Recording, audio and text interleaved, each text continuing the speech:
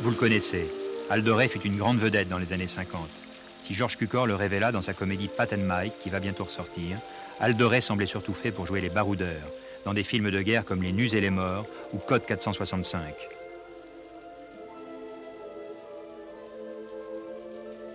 De la race des acteurs d'instinct, que les studios se sont toujours arrachés, il débarqua à Hollywood un jour de la fin des années 40 pour tenter sa chance.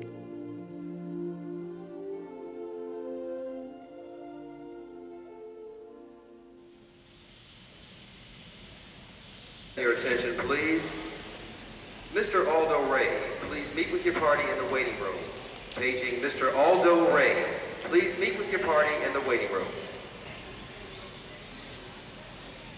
Mr. Aldo Ray, please meet with your party in the waiting room. Mr. Aldo Ray, please meet with your party in the waiting room.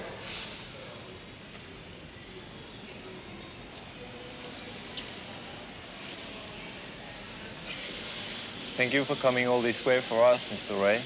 My pleasure, Philippe. Must have changed quite a bit, I mean, since the war, this place.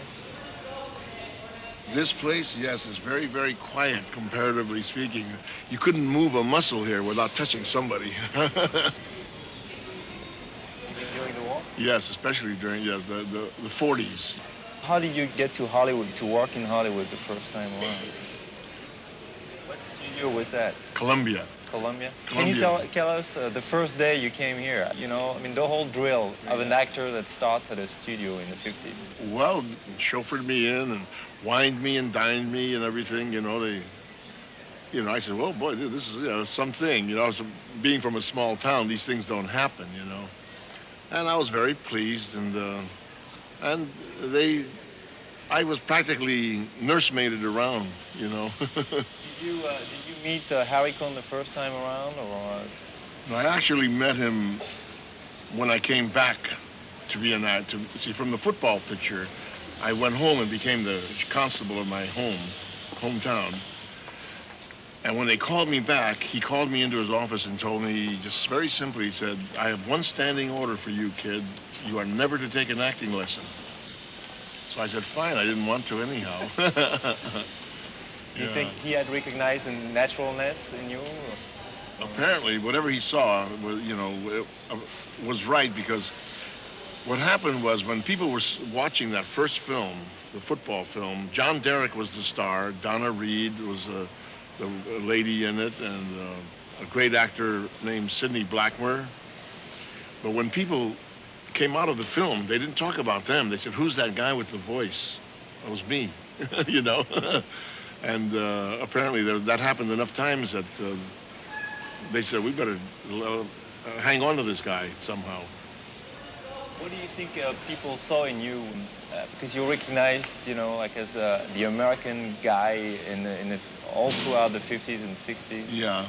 I don't know what they saw in me, and I still don't, for that matter, but as long as I get hired to work and I get a good paycheck, what the heck do I care? That's what it amounts to. Yeah, I'm not the kind of actor who has to act, for acting's sake. That's not me at all. I'm kind of lazy that way. But when I'm asked to perform, I perform, And what kind of reaction did you get from the other actors who may be like, acting actors? I mean, well, a lot of them just frowned, well, how awful. Or I'd even do a scene and they say, oh, he stinks. But then they go look at the rushes the next day and they go, how come? That's not what we saw him do. And yet the film is extra good to me for some reason. I think there's a chemistry between people in film. They're, like, it doesn't work without silver, that kind of thing, whatever the heck it is. It's a thing that, it's a kind of a marriage between a charismatic thing that happens. And some people have it, and most people don't. That's the thing. Yeah. Pomona, San Bernardino, Barstow, Las Vegas. In 2 films you were a star. Well, yeah, I have a feeling that the American public would just happen to be ready for my kind of person. The kind of person that just came on. Like one of the reviews I never forgot on Marrying Time with Judy Holliday said, this man just leaps at you from the screen. And apparently I just leapt into the public's arms that way. Just one of those things. People were kind of tired of the actors, kind of Yeah. like they were kind of groomed and. Yeah, I really felt that they were getting a little bit tired of the leading man, hero, the neat, impeccably dressed and suave and smooth. No, yeah. I think he just happened to be ready. It was my time for me, I guess. It's one of those lucky things for me. In the 50s, you were one of the biggest stars. Did your salary go up accordingly, very quickly? No, see, my contract, this was my 8th year, because I was under contract for 8 years, ultimately. In my 8th year, I was getting $700 a week, 40 weeks a year. So that would be $28,000 a year, no matter how big a film or whatever. But they were getting $5,000 a week for me, lending me out. And the picture I did with Tracy and Hepburn, they didn't want anything but star billing. Harry Cohn insisted that I get star billing. And that's all he wanted. My salary was $200 a week. Did you resent that fact? Not really. What I did resent was the fact that they said that they would take care of me. If I was a hit, they'd take care of me, which they didn't do. I was a pawn, and even when I got an agent later, the agents used me as a pawn.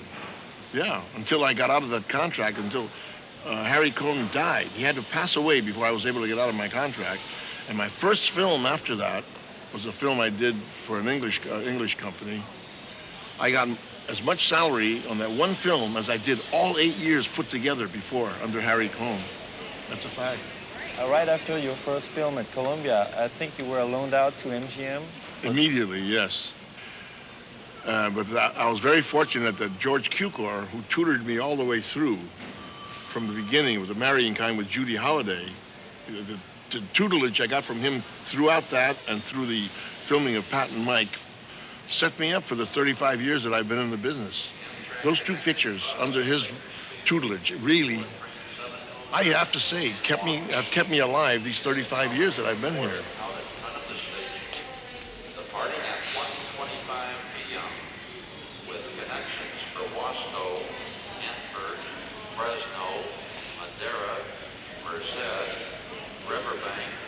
I had great years. I was a millionaire, actually, at one point. A millionaire twice I've been. And 3 lousy marriages behind me goofed that up. But I'm going to be a millionaire one more time, for me. This time for me. In this station here, since this morning, people keep staring at you and, obviously they recognize you. Yeah. What you feeling about this? Well, I like it, because if I weren't recognized, then I might as well go in the corner and forget it, It's nice, and then that's one thing about TV is all my old movies play over and over and over. And although I've done 60 movies, I get about 400 plays a year on TV out of those movies. Some of them never get shown, but the ones that do get shown, I get about 400 plays a year on television. Do you get residuals out of this? Some of them, not all of them. All the great ones, no. All the pictures that were done before June of 1960, you do not get residuals, which is sad. Well, thank you very much, Mr. Ray. That was Thank really you. a pleasure. Okay, Philippe, and I hope I see you again soon. Okay. Bye-bye.